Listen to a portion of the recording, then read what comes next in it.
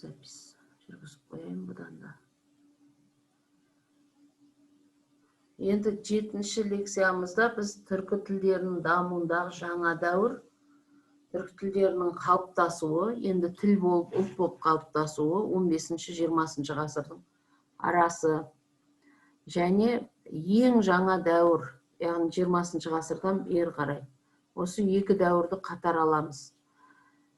Түркі тілдерінің дамуындағы жаңа дәуір деген қандай дәуір, және ең жаңа дәуір деген қандай дәуір. Жаңа дәуір барлық түркі тілдерінің тұтастай қалыптасуымен сипатталады. Яғни барлық түркі тілдері ұлттық сипат алып, халықтық сипат алып, ұлт деп аталады. Батыста бұл кезеңде чуваш тайпалық одақтары чуваш халқы болып біріккен, қыпшақ бұлғар тайпалары татар және башқұрт деген жеке-жеке халық болып құрылған. 15 ғасырда қазақ ноғай халқы, ноғай, қазақ, қарақалпақ деп халық болып үшке бөлінген.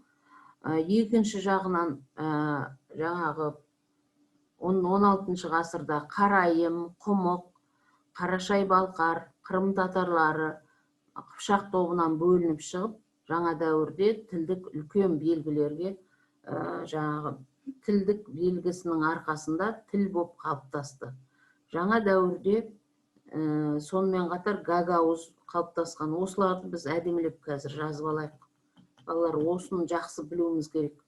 Себебі жаңа дәуірді жақсы меңгерсең, сен ана жаңа түріктердің айтып жүрген шағатай бірдеңе деп келіп, бүкіл бәрі оғыз деп, оғызға қарай ұластырып жіберетін бір түрлі теориясы бар түріктердің. Соған алынбайсың, сен уже қазақы нені жасайсың да бұл жерде. Үлкен классикалық дүние ғой түркологтардың арасындағы. Сол классикалық ғылымды білсең, халықтың әрқайсысының қалай, қашан халық болғанын біліп тұрсаң, сен жаңағы ана біздің туысқан Әзербайжан да сол кезде бүйткен деген өтірік сөздерге не қылмайсың, алынбайсың. Сол үшін бұл жерді жақсы білу керек. Жаңа дәуірдің бір ерекшелігі ол әрбір халық өзінің ұлттық сипатын алып, халық болып қалыптасты ғой. Бұрын тайпа бірдеңе болып қосылып жүре беретін еді, бірнеше нелер, түркі халықтары. Қатар тұрғасын, көрші отырғаннан кейін жүре береді ғой. Сондай жағдайдан мүлде арылған кез. Сонда жазамыз. Бірінші жаңа чуваш тайпалық одағынан чуваш халқы бірікті. Осы жаңа дәуірде.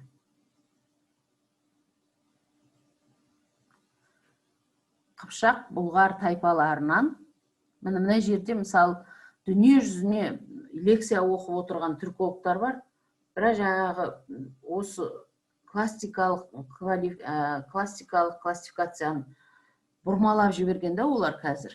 Қыпшақ бұлғар тайпаларынан татар мен башқұрт халқы құралды. Бұлғарды қосамыз себебі Волга бойындағы татарлар бар бұл жерде. Только казанский татарлар емес. Сол үшін біз бұлғарды қосамыз. Қыпшақ бұлғар тайпалары, татар башқұрт халқы құрылды. Мәләдис. Беспен оқитын бала ғой. Тағы істей бер, орындай бер сала. Ары қарай 15 ғасырда қазақ ноғай, қарақалпақ.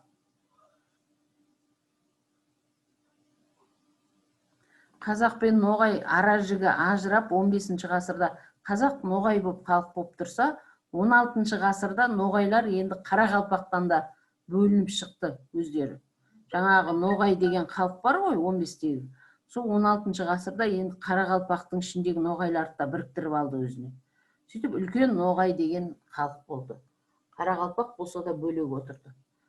16 ғасырда ноғай мен қарақалпақ бір-бірімен ажырап, жеке-жеке халыққа айналды. Және 16 ғасырда қарайым, құмық, қарашай балқар дефис арқылы жазасыңдар. Қырым татарлары Қыпшақ тобынан бөлініп шықты. Бұрын Қыпшақ деген топ болатын бәрі. Содан бөлініп шықты. Сонда жаңағы қыпшақтық орта ғасырдағы ескерткіштерді біздің ескерткіш деп Қырым татарыда, Қарашай балқарда, Құмықта, Қарайымда, жаңағы бізден бөлініп жатқан Ноғайыңда, Қыпшақ бұлғар тайпаларындағы татар, башқұртта, қарақалпақта бәрі айталады деген сөз. Жаңағы Қыпшаққа кіретін 8 түрлі қазіргі халқымыз бар ғой, сол 8 түрлі халықтың барлығына ортақ орта ғасырдағы ескерткіштер болып саналады. Жаңағы Кодекс Куманикусында, Дана Хикарыңда, Мамлюк ескерткіштері де, оны жаңағы тек қана қазақ екен бейбарыс өйткені қазақ болды деп шығаруға қажет жоқ. Бұл жерде Сұлтан бейбарыстың қазақша дүниелерді, қымызды таратуы, тағы бірдеңелерді алып қазақша деп айтады. Бірақ дегенмен ол тарихи тұлға әлі халық қазақ болып тұрған жоқ. Жеке ұлт болып тұрған жоқ. Сондықтан осындай жерлерде сіздер жаңағы ұлттық сипат алып кетпеңіздер, оның қажеті жоқ, ол ортақ дүниелер. Енді соның бәрін менің ата-бабамның жазған ескерткіші деп қарап отыр барлық халық. Енді ары қарай 15-20 ғасырда соның арасында генетикалық тұрғыдан қыпшақтар, оғыздар,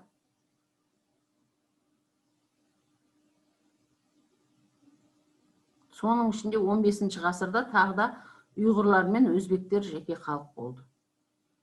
Бұрын олар қарлық тобында жүрген. Қарлық топ болып жүрген. Енді ұйғыр мен өзбектің бөлінуі 15 ғасыр. Енді жаңа дәуірде тағы да бір нәрсе бар. Ол біздің өте көне халықтарымыз бар Сібірде. Көне оғыз, көне ұйғыр, көне қырғыз деп бөлеміз ғой, анау үлкен үш одақ деп. Сол жаңа дәуірдегі үш шығыстық тайпалар. Шығыс түркі тайпалары деп жазыңдар да, олардың тілдері қалай қалыптасты жеке тіл болып. Шығыс түркі тайпалары. Көне оғыз, көне ұйғыр, көне қырғыз ұрпақтары үш тілдік одаққа бірігіп, ұйғыр оғыз деп тұрған болатын. Ұйғыр оғыз дегеннен Тува, Қарағаз тілдері шығады. Немесе оның ескерткіштерде қалып қойған жазба ескерткіштердегі тілдерін көне ұйғыр тілінде жазылған, көне оғыз тілінде жазылған деп ескерткіштерді айтамыз. 15 ғасырға дейін көне ұйғыр тілінде, көне оғыз тілдерінде жазылған ескерткіштер деп айтамыз. Бұл жерден екі халық шығып тұр, Тува және Қарағаз. Енді Якут деген одақтан, өз үш одақ па, ұйғыр, оғыз, Якут, Хакас. Осы үш одақтың екіншісінен Якут қана шығады, Якут тілі. Немесе олар өздерін негізінде Якут демейді, не дейді, Сақа дейді. Үшінші одақ Хакас.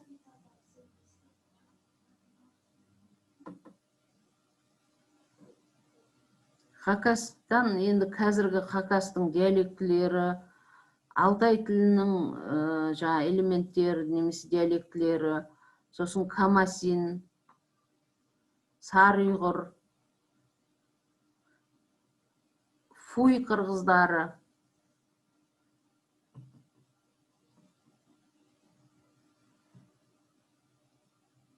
Мына Қытайда бір жаңада магистрант келді бізге, түркологияға 2 магистрант бар ғой.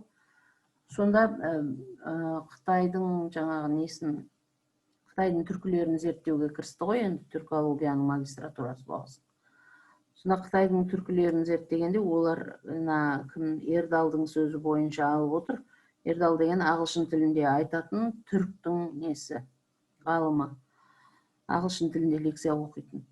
Сонда сол кісі мүлде түрк тілінде айтпайды, түркінің кез келген тілінде айтпайды. Ол тек қана жаңағы мысалдарды сонымен келтіреді.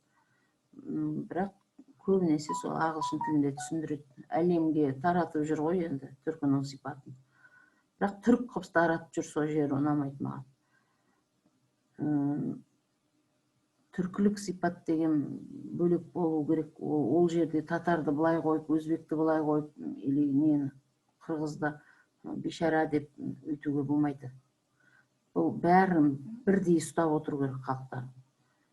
Әрине сен қазақсың, қазағыңа қарай тартасың, бірақ қанша тартсаң да сен анау жаңағы түркінің түрколог болғандықтан сен ортақ дүниені біліп, сонан шығып тұрғанын бәрінің, солардың барлығы мәдениетті сақтамаса бұл дүниенің ешқайсысы да жоқ болатынын кәдімгі мақсат түрде түсінуің керек, мойындауың керек. Сондай жағдайда айтады ол, 6 түрлі жаңағы Қытайдағы түркілер бар деп. Соның ішіне өте ірі, мысалы, сары ұйғырлар, олар уже ұлт қой үлкен. Сол ұлтты да кіргізіп жібереді, сөйтіп жоғалып бара жатыр дейді. Жоғалып бара жатқан жоқ олар. Олар нормально сөйлейді өзінің тілінде. Просто қалай айтсам екен, мына Қытайдың иероглифтерін сәл басқашалау жазады олар. Сәл басқашалау жазумен жазады. Енді көпшілігі, енді Гунчжоу жағына барсаң, о жағында көпшілігі кәдімгі баяғыдағы өзіміздің классикалық араб тіліндегі алфавитпен жазады. Жазуы бар, мәдениеті бар деген сөз ғой. Енді мына біздің ұйғырдағыдай көп жақсы дамып кеткен деп айта алмаймын. Өйткені жеке радиосы жоқ, мектебі жоқ, халық тез дамымайды ғой, оның тілі сол тұрмыстық тұрғыдан ғана қап қойғанда, сол тұрмыстық жағдайда ғана реттеліп тұр. Бірақ өзінің қаласы бар, өзінің жаңағы провинциясы бар, былай қарасақ. Солардың ішіндегі салар түркілері деп айтамыз. Соны салыр деп айтады Ердал, өткен Қытайға сол именно 6 нені зерттеуге барған кісі да ол. Енді мына бала біздің магистрантымыз соны алып отыр, білмеймін енді ол қаншалықты жақсы қылып шығаратын. 2 жылдан кейін көреміз диссертациясын. Құрған кезде көреміз ғой, оған дейін көреміз.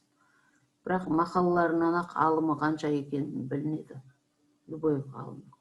Бірінші мақаласы шыққан кезде ол не нәрсені, қандай проблематиканы қарап жатқаны белгілі болады. Мен ойлаймын, оларды фой қырғыздарының тілі, мысалы, үлкен энциклопедияға кіріп тұр. Оларда бір жойылып кетті, ойбай міне мүлде болды, жоғалды деген тұрғыдан айтуға болмайды. Себебі ең соңғы сол фой қырғызы қалғанша ол тіл қолданылады ғой. Ең соңғы қырғыз келесі қырғызбен сөйлесем дегенше ол тұрады. Соны жойылудың алдында деп дабыл соғып, алдын ала жариялап жоқ болды деуге болмайды. Мысалы, Камасин түркілері туралы айтатын болсақ, былай айтсаң, Камасин дегендерді біз ойлаймыз, Ресейдің бір бұрыш-бұрышындағы халықтар шығар деп. Шындығында түркі. Әнеу күнгі мен сендерге айттым ба, ұмытып қалдым. Айттым ба, айтпадым ба, өткенде бір түнгі уақытта жұмыс оқып отырған бір жұмыстарды. Сосын болма энциклопедия түсті, языкознание. Большой энциклопедический словарь Советский Союзда шыққан. Сосын ішінен көп түркі халықтарын бүйтіп оқып, қарап, сөйтіп отырғанда арасынан Кашин деген тіл шықты. Сол кашинский язык дегенді қарадында, сөйтіп оның жаңа мысалдарына қарап едім, түркінің мысалы. Сосын 2 сөз тұрды әйтеуір біздің. Мынау бізге түсінікті сөз ғой, ұқсайды екен, өзі кашинский деген қандай тілге жатады деп. Содан ана генетикалық жағынан бөлу солар бар ғой, соның ішінде қайсысына кіреді деп қарап едім. Өте ұсақ тіл болғаннан кейін ешқайсына кіргізбей қойыпты. Неме? Дравид тілінің бір қалдығы деген сияқтанды. Сөйтіп қойып қойыпты. Тәжіктің көп нелерін, нұсқалары, мысалы, қазақтың ортасында тұрған тәжік, басқа тәжіктағын, анау өзінің Тәжікстанда тұрған тәжік, ол басқа тәжік қой, шындығында. Себебі бұл кәдімгі қазақпен бірге біте қайнасқан тәжік, немесе біздің қазақтар жаңағы бар түріктердің ортасында тұрады. Үлкен жаңағы біздің диаспора болып, бірақ ол, мысалы, Түркияның жаңағы Сирия жағында Алтай деген қала бар, қаласы несі, ауыл бар. Алтай қазақтары деп айтады екен да соны. Сонда біз барған кезде қазақ бар ма бұл маңда дегенде бар деп жаңағы соларды дайындап қойыпты, қазақтар келеді деп 50 шақты адам бардық қой. Сонда сөйтіп соған қонаққа бардық. Сол кезде кәдімгі біз сияқты ет асады, барлық тірлігі біздікіне ұқсайды, бірақ жаңағы түріктік элементтер бар тілінде. Енді кейбір сөздерді түрік сияқты айтып кетеді, сондай да. Енді салт дәстүрін солардың сіңіреді бойына. Қанша деймін, жан-жағының бәрі түрік. Сол сияқты қазақтың айналасында отқан қарақалпақтар, қазақтың айналасында отқан өзбектер, тәжіктер, басқа халықтар болғанмен де олар мүлде басқа халық, немесе мүлде бізге ұқсамайды деп айта алмаймыз. Сол сияқты мына Қытайда тұратын нелер, түркілер, жаңағы алты жойылудың алдында тұр ойбай деген, солардың кез келгені енді Қытайдың сәл болса да салт дәстүрін, тамақтық дәстүрін, немесе жаңағы басқа бір түрлі өздеріне икемді бір мәдениеттерін сіңірген. Олар енді территориялық жағынан бөлек отырған түркілерге ұқсамайды ғой бәрібір. Кішкене Қытайға ұқсайды. Тіпті Қытайдан келген қазақтардың өзінде кішкене солардың мінезі тұрады ғой. Бүйтіп жіберу, сөйтіп жіберу. Енді сонда жаңа дәуір деген бұлардың халық болған кезі. Қырғыз бен Алтай тілдерінің жаңа қырғыз қыпшақ тобынан бөлінген кезі. Осыны жазып алыңыздар. Сонда біз барлық түркі тілдерінің 25 түркі тілі ғой, енді дәл қазіргі тірі керемет болып тұрған, жаңағы өзінің грамматикасын сақтап тұрған, тілдік нұсқада функционалдық тұрғыдан бір-бірімен сөйлесе алатын, бір-бірін түсіне алатын деген тұрғыдан алғанда 25. Сол 25 түркі тілінің барлығының ұлт болып ұйысуы, халық болып шығуы жаңа дәуірге тән екен. Жаңа дәуірдің ғасырларын жазып алдық қой, 15-20 ғасыр деп. Енді 20 ғасырдан бері қарай ең жаңа дәуір. Ең жаңа дәуір дегенге не жатады дегенде, бұл енді көбінесе жаңағы біз Совет одағының уақытында дамыған ғылым ғой түркология. Сондықтан біз революциядан бұрынғы деп, сол кезеңнен деп айтамыз. Сонда жаңа ұлы қазан төңкерісі дейміз ғой, 1917 жыл. Сол 1917 жылдан бастап қазіргі уақытқа дейінгі уақытты біз ең жаңа дәуір дейміз. Түркі тілдер дамуындағы ең жаңа дәуір. Енді осы ең жаңа дәуірде что происходит енді? Ужас происходит деп айтсаң, біздің тіліміздің шалаланып кетуі, белгілі бір дәрежеде ауызекі сөйлеу тілінің элементтерінің орыстың сөздерінің қосылып кетуі, өйткені орыстармен енді 2,5 ғасырдай бірге тұрмыз ғой, бірге тұрдық қой. 30 жыл болды міне бөлім шыққанымызға. Сонда осы ұлы қазан төңкерісінен бері қарайғы кезеңнің барлығын қамтиды деп айтамыз. Түркі тілдер дамуында ең жаңа дәуір ол барлық түркі тілдерінің жан-жақты жетілуімен сипатталады. Тілдік қызметінің кеңеюі, терминологиясының орнығуы, лексикалық байлығының ары қарай арта түсуі және ұлттық сипат алуы, ұлттық тіл ретінде дамуы. Жаңағы жаңа дәуірді біз халық ретінде дамуы деп айтсақ, ең жаңа дәуірді ұлт ретінде дамуы деп аламыз. Енді әрбір түркі халқы ұлт ретінде дамып отырды, және олардың ұлттық республикалары құрылды. Ұлттық республикалары, жаңа автономиялық республикалары құрылды Ресейдің территориясындағы мысалы. Сонда Ресейдің территориясы емес, негізі ол түркінің өзінің байырғы тұрған территориясы. Татар да сол жерде өмір сүрген, баяғыдан Қазанды салып, ана Башқұрттың Уфаны салып сол жерде өмір сүрген, мына жақта Қарашай, Балқарлар Закавказьеде өмір сүрген. Ол олардың отаны былай айтқанда. Просто ол Ресей деп бірігіп, Ресей Федерациясы болып кетті. Ешқандай да орыстың территориясы емес ол. Просто ол енді көпшілігі біздің өзіміздің қазақтарда да бар ғой, орыс деп жазып алып отқан қазір. Сондай бір саясатпен кетіп қалған. адам капиталы азайып қалған сөйтіп. Қазір ондай емес, қазір Құдайға шүкір біз егемендік алғаннан кейін, алты елдің Турция бұрыннан ғой енді. Бесеуі егемендік алған жоқ па 30 жыл бұрын. Содан бері Қазандағы татарларда, Уфадағы башқұрттарда өзінің территориялық жағдайын уже реттеп, Ресейдің бір федерациясы болып тұрамыз деп отыр. Олар бір жаңағы кіріптар болып Ресейге сондай бір жағдайлары өте қиын болып қиналып жатқан жоқ. Наоборот, олардың ұлттық жаңағы духы дейді ғой, дух народа.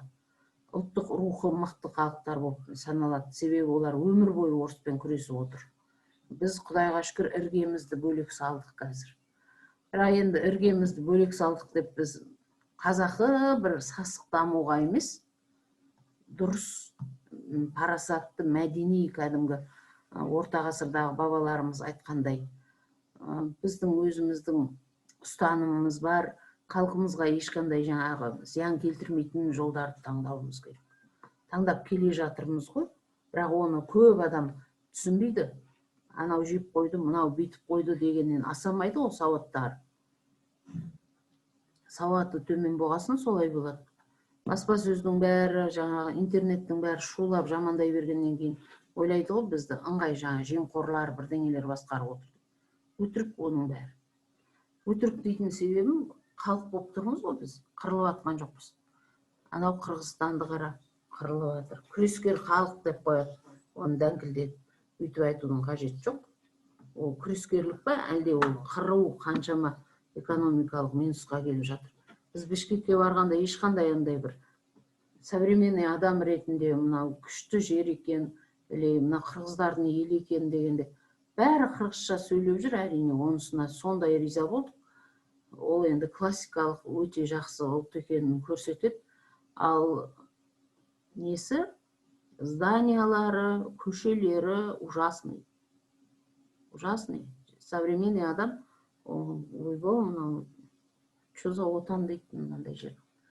Қырғыздың көбісі Америка асып құл болып кеткені соның арқасы екен. Мен түсініп тұрған. Нормальный, цветущий бір жақсы жерлер таппадық қой қыдыруға. Серые дома, серые улицы, әдемі емес ешқандай да. Біз Манасқа бардық, Қырғыз түрік несіне, университетіне. 5 күндей тұрдық, дым ұнаған жоқ ма. Ташкенттің впечатлениясындай болған жоқ. Себебі олар барынша жаңағы күрескер халық деген бірдеңені алып алған қазір. Сол оларда бір керемет күресіп атқандай болып ойлайды да өздері. Шындығында ол игра ғой, это политическая игра. Халық өзі қырылып қалады, өзінің экономикасы төмендейді. Оны түсініп отырған жоқ. Көбісі, ой, біз бұндаймыз, сондаймыз деп қояды. Айқайлап сөйлегеніне мәз адамның алдына шығып. Ол дұрыс емес. Ұлттық әдебиет, баспасөз тілі, мемлекеттік іс жүргізу саласы жаңа сатыға көтерілді осы кезде. Ұлттық әдебиет, баспасөз тілі және мемлекеттік іс жүргізу саласы деген осылар арқылы тілдің дамуы қолға алынады. Егер сен баспасөз, газет, журнал оқымасаң, сен тілің қалай дамиды? Ұлттық әдебиетіңдегі бір романды оқымасаң, сен қалай осы халықтың адамымын деп жүресің?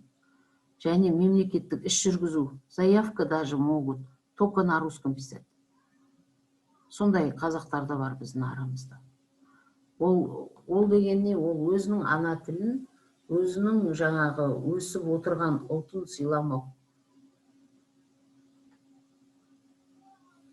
Енді осы кезде ана тілінің сөздік қорында не пайда болды? Жаңа сөздердің тілге енуі. 5 түрлі жағдай пайда болды, лингвистикалық тұрғыдан соларды жазып аламыз. Бірінші калька тәсілі, екінші ескі сөздердің мағынасының кеңеюі немесе тарылуы.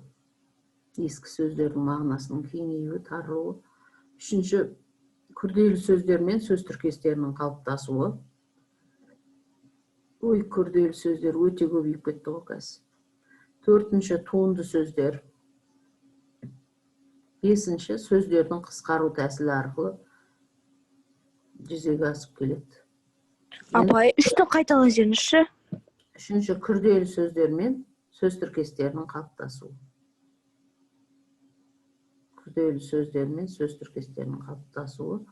Туынды сөздер. Бесінші сөздердің қысқару тәсілдері арқылы жасалған сөздер. Енді бұның біріншісін қалай түсінеміз? Калька тәсілі деген не? Калька тәсілі деген мынау, мысалы біз қараймыз, анау средства, разный жуғыш заттар бар ғой. Солардың бәрі ферри, немене тағы. Көп қой сондай аттар. Ферри бар, сосын не бар тағы. Порошоктар. Разный порошоктар. Солардың бәрі калкамен келіп, орыстардың алфавитіне түседі. Сол арқылы бізге келеді. Біз өзіміз ферридің ағылшынша жазылғанына көп көңіл бөліп атқан жоқпыз. Ол ағылшынша жазылып тұр ма, әйтеуір латынша жазылса ағылшынша жазылып деп ойлап қаламыз ғой біз. Калка тәсілімен келеді, сонда жаңағы тура қалай жазылады, сол әріптерді біздің орыс графикасындағы қазақ тілімізге көшіріп ала береміз. Сол арқылы сөздеріміз өзгеріп жатыр ғой енді затымызға қарай. Француздың бір Байынқол Қалип деген Инязда бір ғалым бар, соның айтатыны бар еді. Бүйтеді, француздарды мен өте жақсы көремін, сыйлаймын дейді. Не үшін дейді? Себебі ағылшын мен енді екеу территория почти шекаралас тұр ғой. Сонда жаңағы ағылшын дүние жүзін жаулап алып, Индияны жаулап алып, олар бұраттан ағып, даже Қазақстанға келген ғой кезінде.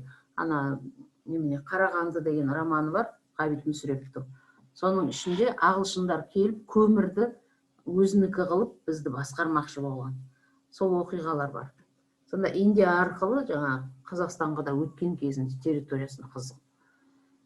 Жаңа Франция жасаймыз, Америкадағыдай деп ойлап қалды ғой олар. Сөйтіп қуып шықтық оның бәрін. Сонда жаңағы сол кезде айтайын деп атқан Байынқол ағай бүйтеді. Француздардың халқын қатты не қыламын, қошеметтеймін. Мен үшін үлкен авторитет болып есептеледі дейді. Олардың өткен бір нәрсесі бар дейді. Шекарадан бір құмырсқа өтіп келе жатыр екен дейді. Англияның несінен, ағылшын Великобританияның территориясынан бір құмырсқа келе жатыр екен дейді. Сол құмырсқа бүйтіп Францияның шекарасына бір қадам жасағанда дейді, құмырсқаның қадамы қандай ол? Миллиметр ма, даже одан да кішкентай ғой. Соны өйткен кезде, ай құмырсқа, сенің атың французша мынандай болады деп басына тық еткізіп, оған французша ат қояды дейді.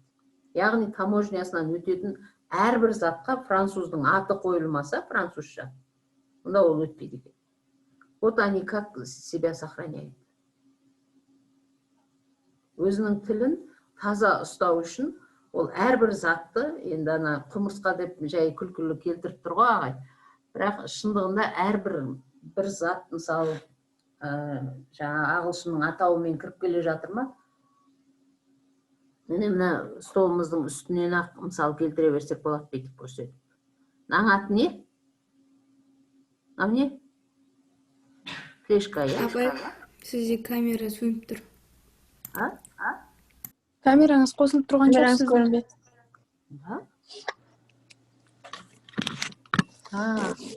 Видео. Міне мынау. Флешка ғой мынау. Қалай көрдің бе? Міне. Бұны біз қалай айтуға болады ал қазақша? Тағыңдар. Жады, ой. Басқа алысқа. Плешка. Флешка деп. Жеде жады деген болатын сияқты, память. Звуковой оттенок керек жоқ, маған кәдімгі сөзді өзгерту керек. Олай сөйлесек білмеймін мен, кімдер болып кететініміз. Флешка деп сөйлесек.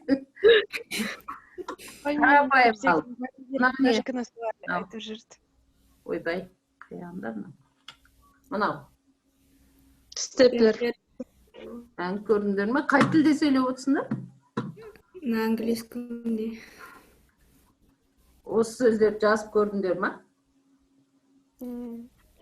Иә. Флешка деген флеш SD деп жазылады, флешка. Өте аз, бұларды көп қолданамыз. Канцелярияның бәрі почти кеңсе заттары деп есептеледі. Осы кеңсе заттарының барлығының қазақша аты жоқ. Ал француздар не істейді? Осының бәріне қазақша деп қой, французша ат қояды. Содан кейін барып ол таможнядан өтеді. Сол французша атымен өтеді. Мына жерге дейін ол келді, флешка болып, или степлер болып келді. Таможнядан өтті, оның аты қыстырғыш болып кетті. Темір қыстырғыш болып кетті біздің үйде. Бір зат болса да қазақша айтуға тырысамыз ғой енді. Сендерде сол таза солай сөйлеуге тырысыңдар, себебі ертең барып орысша қоса түркі танушымын деп тұрсаң ұят болады. Әркім өзінің ұлтына қарай сол сөйлеп тұрғанында дұрыс қой. Мысалы, Жәмиля қазір бізге тәжікше ән айтып береді. Мен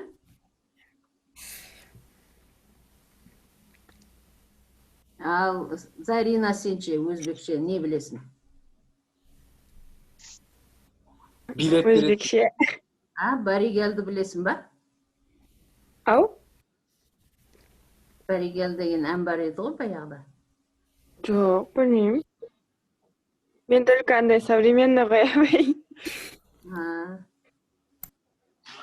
Современный кім бар қазір? Өзбекстанда күшті шыққан әншілерің бар ма өздеріңнің? Онысын білмеймін, Өзбекстанның әншілерін тыңдамайды екенмін. Мен Шахзодан білем, апа, Өзбекстаннан. Шахзодан білеміз ғой бәріміз. Сен кімді білесің, Жәмиля? Шабнами Сурайо. Әндерін тыңдайсың ба? Папам тыңдайды. Екем. Енді ер адам болғасын, кровь течет у него, да? Конечно. А сен қыз болғасын, ладно дейсің ғой. Жарайды, сонымен ұлттық жағдайда бір ең жаңа дәуірдің бір әкелген жақсы дүниесі, ол мына ұлттық тұрғыдан барлық дүниеге қарау. Мысалы, ол екінші қатарда тұр міне. Ескі сөздердің мағынасының кеңеюі, тарылуы. Мысалы, сапар деген сөзді алайық. Бұрын сапарға аттанды десе, даже Меккеге кетіп баратқан кезде адамдар қоштасқан. Бүкіл руын, жаңағы адамдарын жинап алып, қоштасып бірақ кетеді. Өйткені одан қайтпауы мүмкін сапарда ол. Сапар деген сөз көбінесе сол өте алысқа кету деген сөз. Немесе, может, басқа өмірге кету. Сонда сапарға шығарып салып деген сондай мағынасы болған. Ал қазір енді президенттеріміз бір жерге, Қытайға, мысалы, кез келген Ресейге барып сөйлесетін болса, онда бірден соның алдына іс деген сөзді қостықта, іс сапарға шықты дейміз. Елбасы, мысалы, Қасым-Жомарт Тоқаев іс сапармен бәлен жерге барды дейміз ғой. Сонда осы жерді айтып тұрғанымыз, сапар деген сөздің мағынасының кеңеюінің арқасында екінші бір сөз жасалып тұр. Бұл екінші мынаған мысал. Жаңа калкаға құмырсқаны айттым. Ескі сөздерді айттым. Енді күрделі сөзбен сөз тіркес. Күрделі сөз деген, мысалы, бір мықты түркітанушы академик Абдуали Қайдар бар бізде. Сол Абдуали Қайдардың еңбектерінде, сендердің осы түркітануға кіріспе деген кітаптарымызда сол жазған ғой, соның ішінде жаңағы не бар? Абдуали Қайдар